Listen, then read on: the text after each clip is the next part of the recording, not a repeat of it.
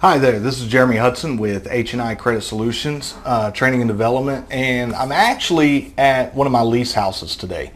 But I was sitting here working and it popped into my head that I was exchanging some emails with a client that I'm working with right now. And a big thing that people are always concerned about is, what can I expect? I get asked that all the time. And it's a great question. So I just wanted to do a quick video to really talk about what can you expect when you start doing credit repair yourself. So the biggest things are, whenever you look at your credit report, you got to determine your collections, your charge-offs, any foreclosures you may have had, repossessions, all those take into to an account whenever you start. The biggest thing you have to be concerned about is kind of the old saying, let sleeping dogs lie. And I'll elaborate on that really quick. So like in Texas, you've got a 4-year, what they call statute of limitations. Statute of limitations basically means within that 4 years, a creditor or data furnisher, if you owe money to that person, they can take you to court and enforce federal law and make you pay. That's not really something you want to awaken, especially if you owe over $1,500, $1,000, heck, even $800, $300. You don't even want to go to court for that. So you really have to kind of play it by ear. Whenever you start sending your first round of dispute letters to Experian, Equifax, and TransUnion, they're going to contact these creditors and these collection companies that are reporting this information on your credit report, and they're gonna remember you, not necessarily remember you, but they're gonna access your file and realize, hey, this person owes me money. I need to start collections, the whole collection process again. That's really not something that we want, but you kind of have to do it anyway.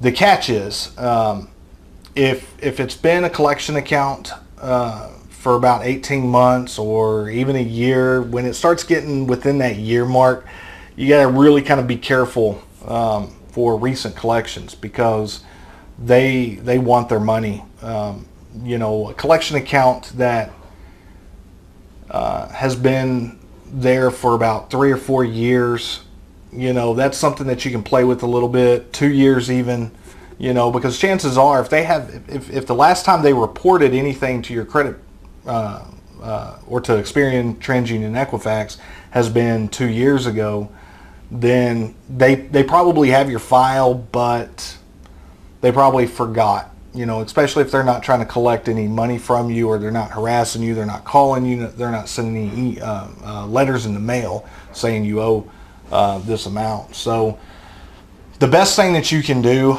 you really got to look at your credit report and play it by ear. Now, after the statute of limitations, like in Texas, after the 4 years, they can take you to court still, but the judge is just going to dismiss it because it's past that 4 years of statute of limitations. So they're not really going to do anything about that, and it'd just be a waste of money.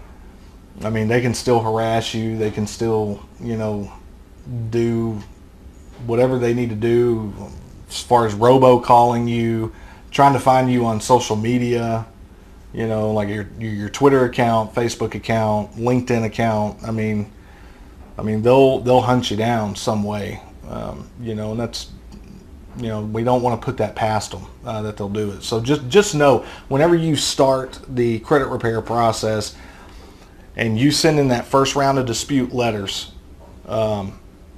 you're probably going to get hit with collection calls. You're probably going to get hit with letters. They may violate federal law right off the bat and start calling your relatives, start calling you at work, start calling,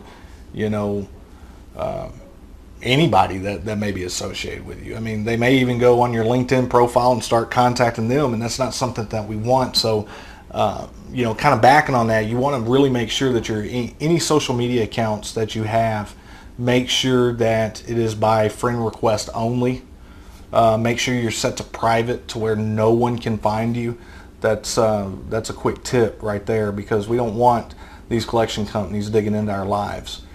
So yeah, that pretty much sums it up, kind of about what to expect. I mean, it's a long process. I mean, you know, some people say that, you know, they can boost your score 200 points in 30 days. That's great. I'm just concerned about what they're doing to do that, you know. But you know, for the most part, you know, it took a while to get into debt, and it's going to take a little bit to get, you know, out of debt and a great credit report and a great credit score to where you can finally do what you need to do. So I hope this was kind of insightful. I'm going to go ahead and wrap up here. What I'm doing, I've got the AC guy coming to my lease house today to take a look at the AC. So hope you enjoyed it. Hope you took something away from it. Again, if you have any questions, please feel free to reach out to our education team.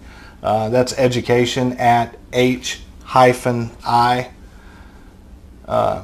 creditsolutions.com. So go ahead and drop them an email. If it's something that they can't answer, they'll forward it right on to me. So anyway, have a wonderful day, and I'll talk to you later.